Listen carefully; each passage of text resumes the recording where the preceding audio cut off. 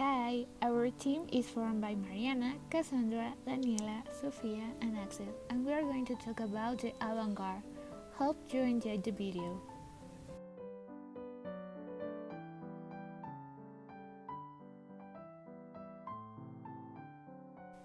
Avant Garde is a set of current artistic and literary movements that first appeared in France as a form of protest against what was previously established in the 19th century.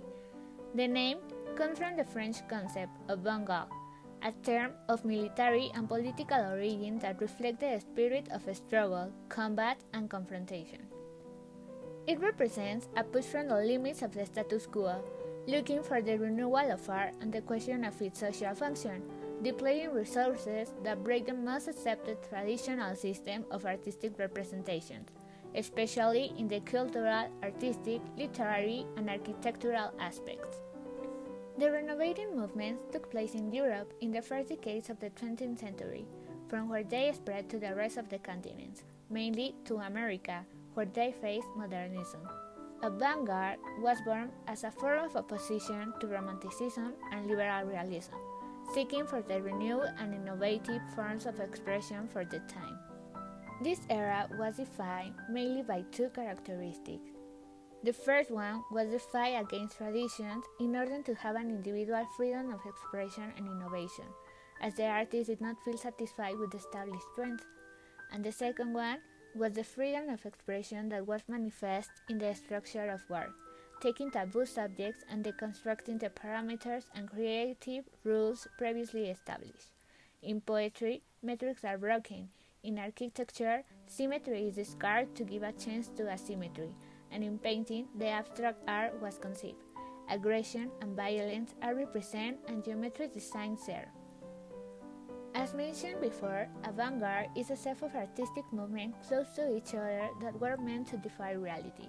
Some of the cultural and historical events that motivate avant-garde include the invention of photography in the 19th century and its refinement throughout the early 20th century, the implementation of the Nobel Prizes in 1901, the introduction of automobile manufacturers around 1904, World War I in 1914 and World War II in 1939. This historical and cultural background meant that art, as people knew it, began to lack importance. Photographs replaced painted self-portraits. Mass manufacturers defied the production process. Science began to show an imperfect world, and the wars deepened the sense of humanity.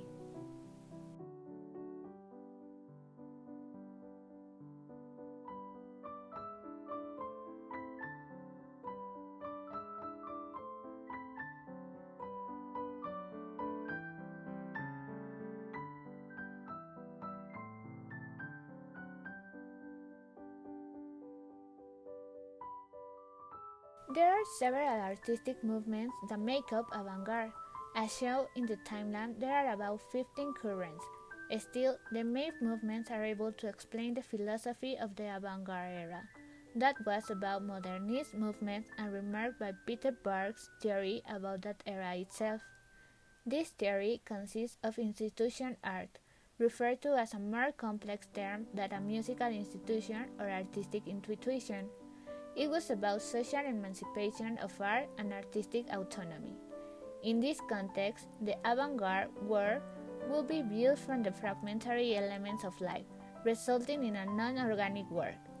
Criticism about artistic autonomy breaks the border between life and society, which constitute today a recognition to contemporary artists who do not conceive art without social commitment.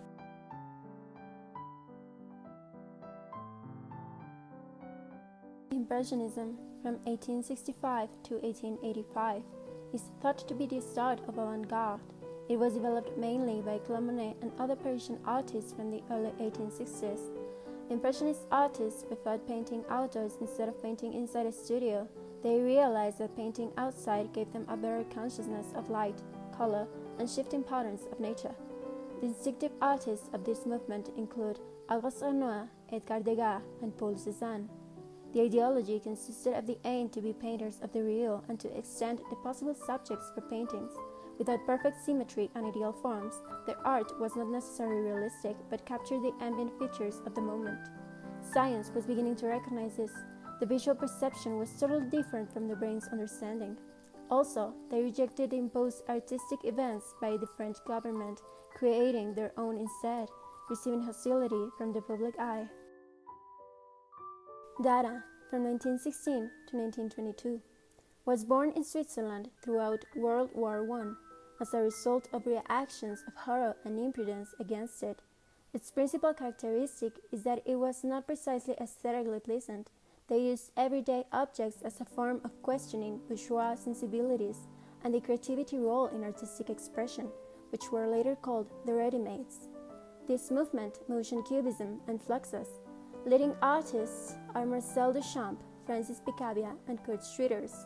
Differing from Impressionism, Dada had a more anti-establishment ideology. It was born out of an avarice for social, political, and cultural values at the time, being more a protest movement following in its aggressively anti-nationalistic, anti-war, and anti-bourgeois position.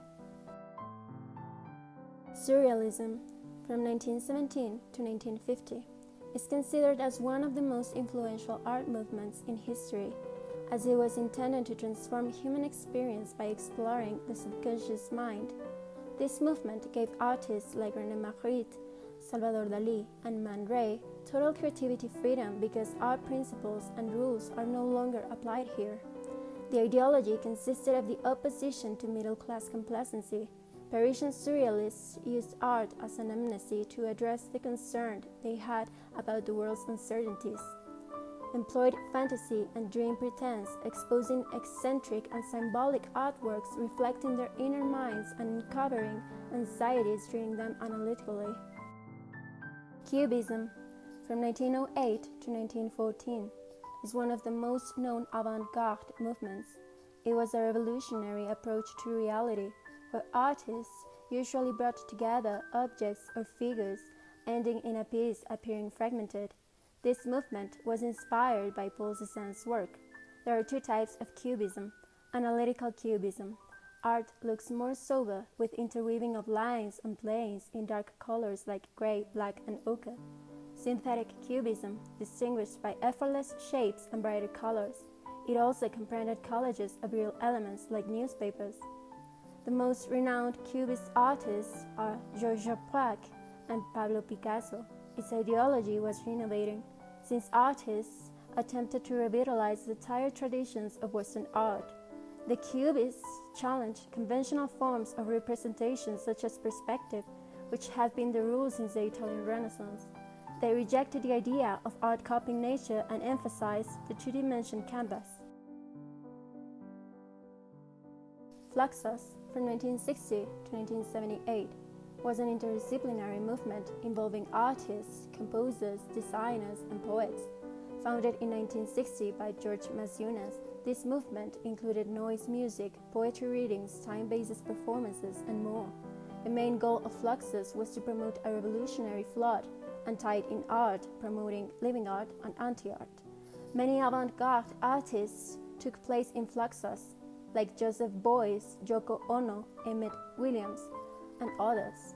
The ideology was regressive, since postmodern and avant-garde were remade as intermedia and rearguard, an opposition to the 60s obsession with avant-gardist innovation. Rearguardism meant a return to past avant-gardes and cultural modes in order to untap the coveted potential for a new historical context, while intermedia sought to describe an alternative artistic production moving off modernist thinking without surrendering to an paradigm of anything goes. Pop art, from 1950 to 1970, began as a rebellion against domineering art and culture approaches. Artists had a feeling of art being something off of what they were living and experiencing. That is why they turned to Hollywood, advertisement, packaging, pop music, and comics for inspiration. They focused on deleting the boundaries between high and low culture. Andy Warhol, Roy Lichtenstein, and Clay Oldenburg are the most known for their work in pop art. The ideology consisted in a non-existent hierarchy of culture and that art may borrow from any source. There are many emblematic artists that emerged in the avant-garde era. These are only some of them, chosen to cover different disciplines. Painting. Salvador Dalí. Born in 1904 in Figueres, Spain, he went to study in Madrid and later moved to Paris and began interacting with artists such as Picasso, Magritte, and Miró. The rise of the fascist leader Francisco Franco in Spain led to the artist's expulsion from the Surrealist movement. He died in his hometown in 1989. Pablo Picasso. Born in 1881 in Malaga, Spain, Picasso was a Spanish painter, sculptor, ceramist, printmaker, and set designer. He is recognized as one of the most influential artists of the 20th century and one of the creators of Cubism. For almost 80 years, Picasso devoted himself to an artistic production. He passed away in 1973 in Mougins, France. Marcel Duchamp.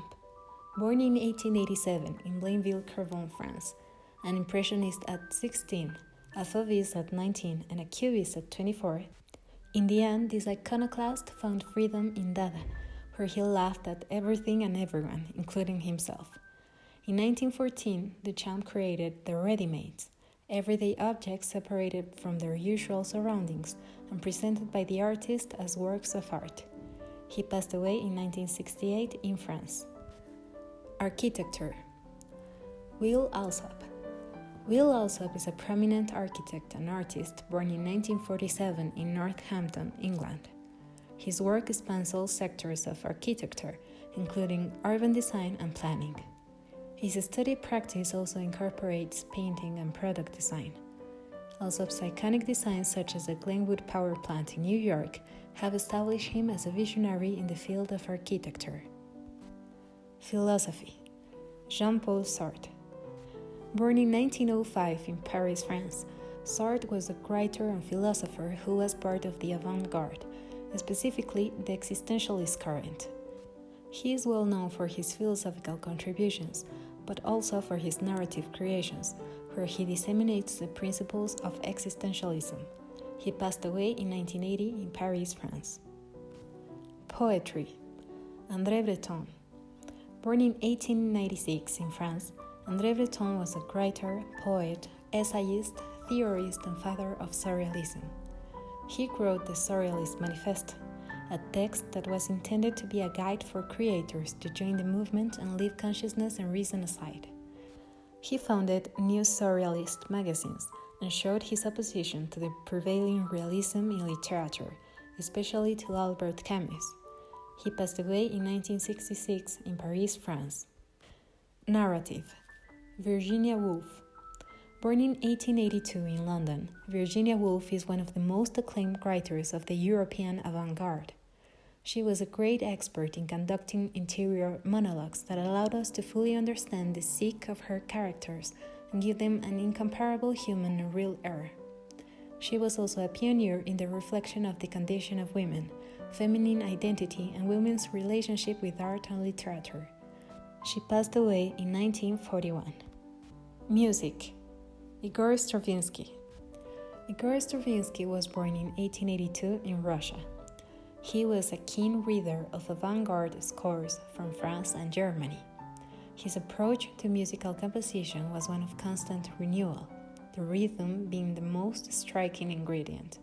His harmonies and forms were more elusive and difficult to understand. He recognized the melody as the most essential element. Stravinsky died in 1971. Avant-garde's works of art are simply too many and too diverse to count. This is a very short compilation of some of the most known artworks that together show the development of this era. Impression Sunrise by Claude Monet. The painting created in 1872 is a statement of the beginnings of avant-garde. Short strokes, bright colors, and no defined figures was the way of Impressionism, the rising group of artists that ignored old-school practices. The Scream by Edvard Munch. In 1893, Munch revealed to the world his most memorable painting. The Scream defies the serenity that was conceived centuries before. For the first time, uncertainty was the inspiration behind a work of art. The Scream pushes the limits of the feeling spectrum and leads the way into appreciating a vulnerable humanity. Fountain by Marcel Duchamp. Created in 1917, this sculpture belongs to Dada. It is considered a ready-made, important to the movement, where the author defies the real value of art as he critiques the importance of significant production. The Persistence of Memory by Dalí.